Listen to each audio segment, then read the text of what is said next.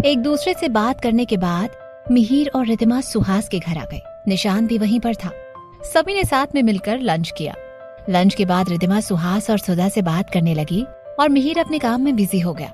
सुहास कहीं न कहीं अपनी बेटी के दिल की उलझन समझ रहा था और वो भी देख रहा था कि रिद्धिमा कई दिनों से सोच में लग रही थी और कोई भी फैसला नहीं ले पा रही थी।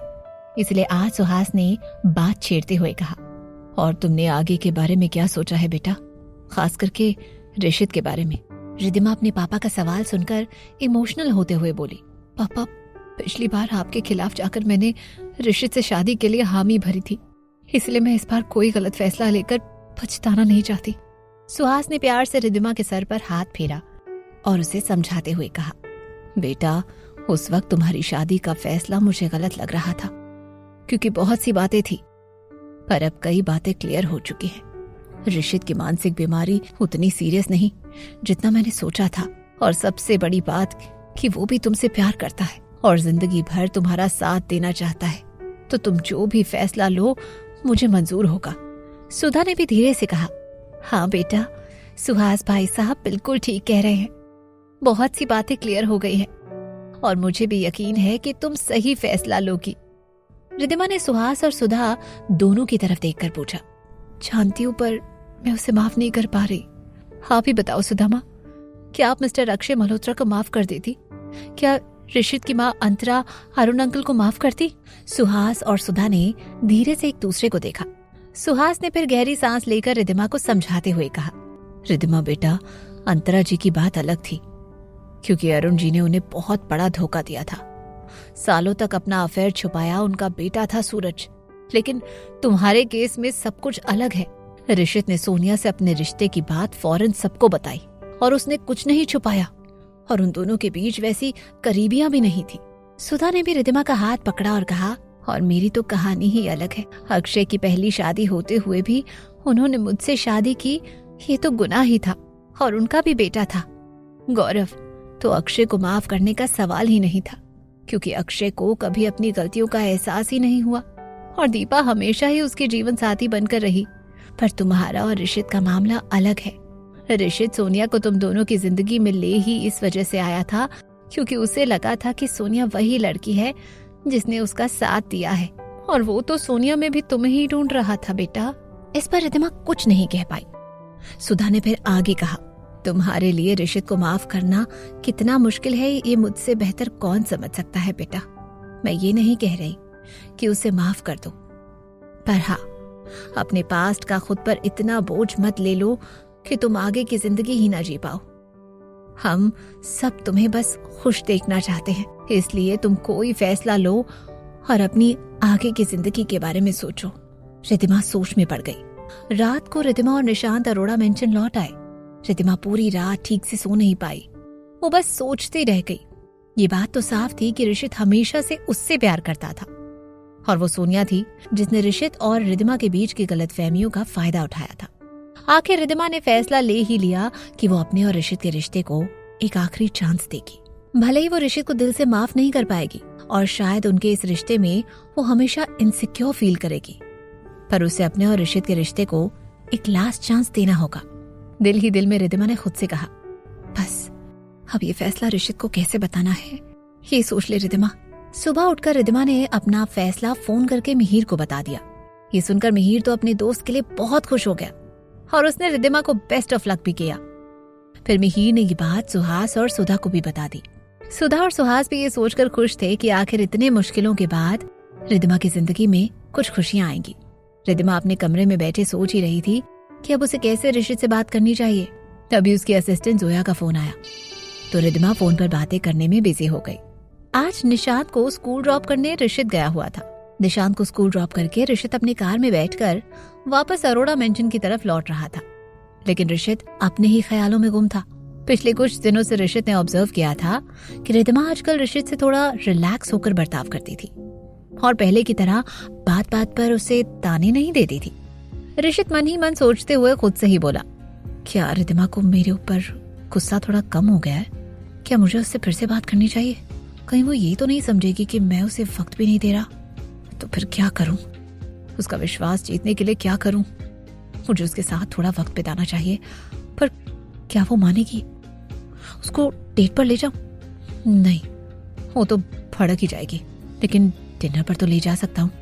हाँ, डिनर तो पेंडिंग ही है। ऋषित खुद से ही मुस्कुराया।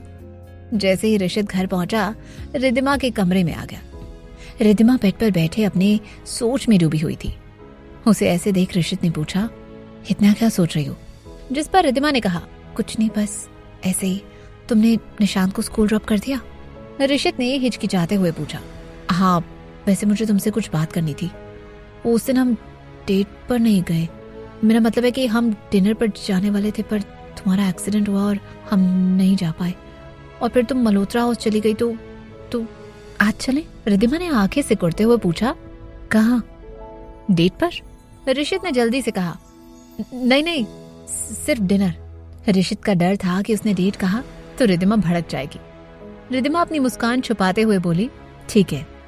ऋषित ने अपनी खुशी और एक्साइटमेंट छुपाते हुए कहा, अब थैंक्स, मैं शाम को तुम्हें पिक करूंगा। रिद्धिमा ने बस ओके में सर हिलाया तो ऋषित मुस्कुराते हुए कमरे से चला गया। ऋषित के जाते ही रिद्धिमा दिल खोल कर मुस्कुराई और अपना सर अविश्वास में हिलाते हुए खुद से ही बोली,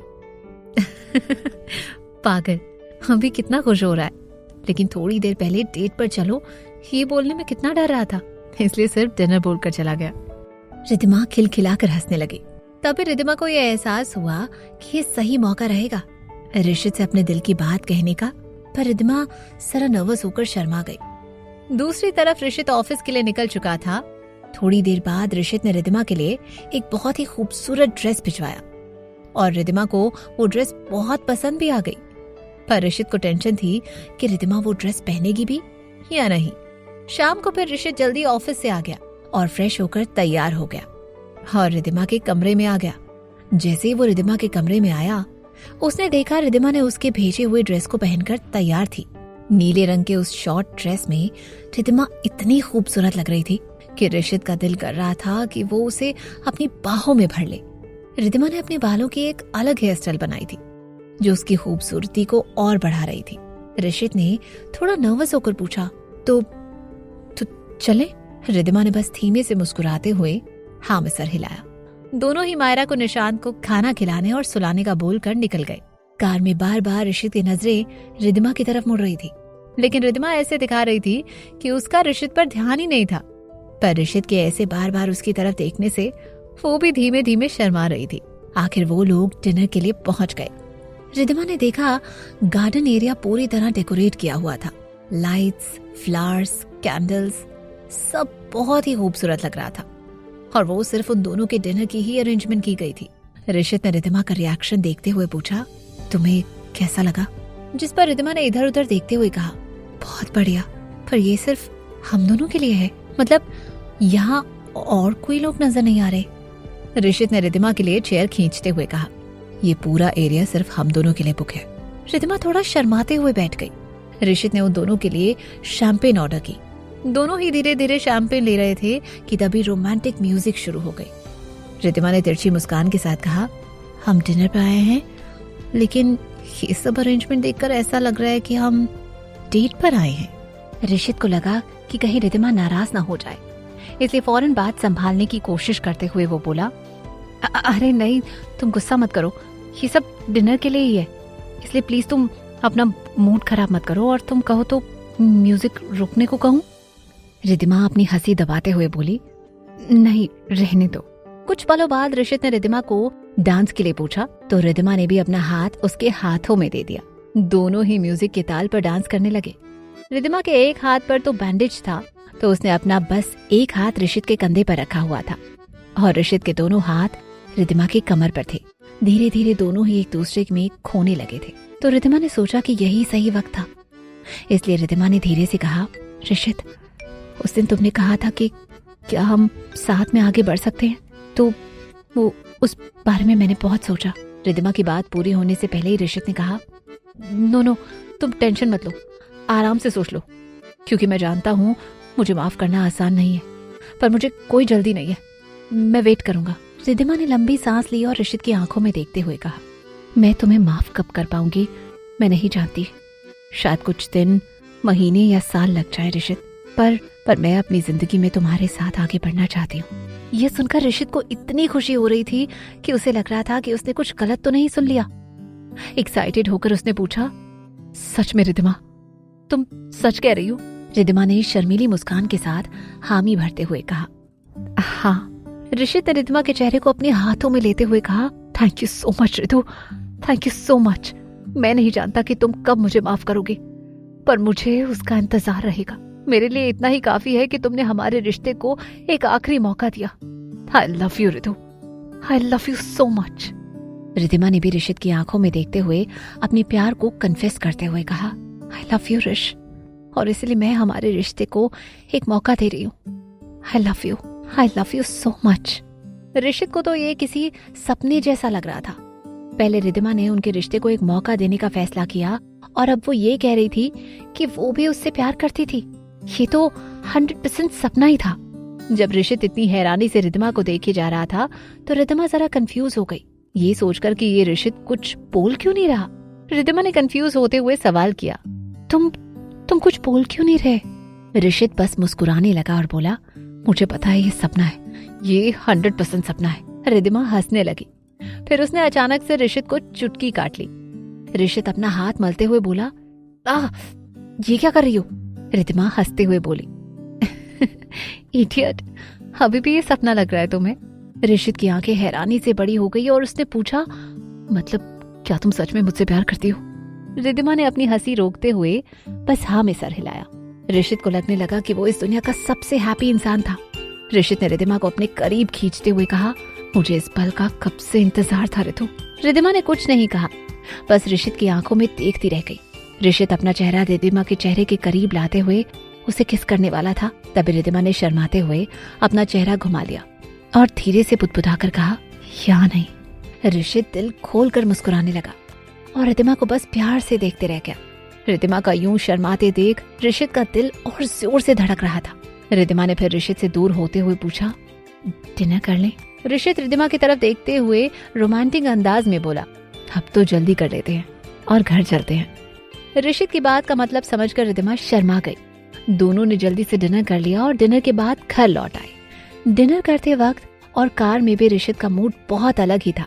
वो बार बार रिद्धिमा को देखे जा रहा था, कभी उसका हाथ पकड़ रहा था तो कभी उसके बालों को सहला रहा था, जिसकी वजह से रिद्धिमा और ज्यादा शर्मा रही थी।